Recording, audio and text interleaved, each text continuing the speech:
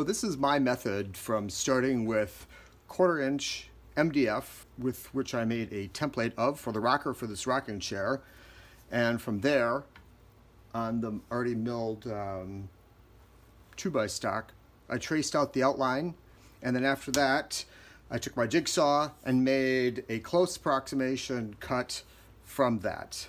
Next, I'm going to use this two-sided tape, which is just some really incredible stuff, to stick the template to my piece that I'm going to put on the router.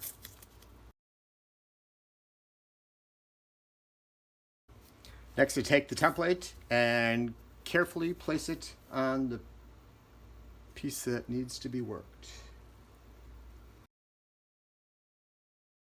And that sucker is on there. Okay.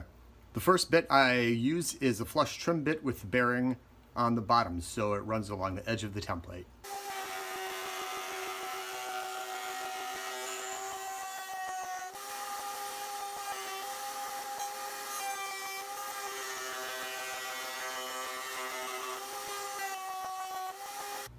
So there's the first pass with the template on the bottom, and you can see that ridge that's left, but we'll get that with the second router bit with the bearing on the top, which you'll see in a bit. But that's really nice and smooth, and you can crack out lots of copies of this when you get into mass production there.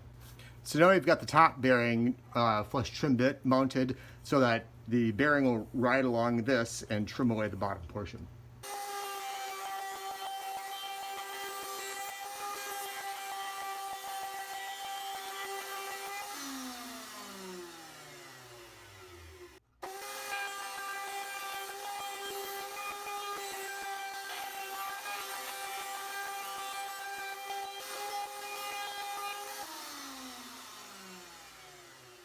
There we go, one rocker. So now I've got two perfectly matched rockers and two perfectly matched rear legs. Of course, they haven't been sanded or finished, but they're looking really good.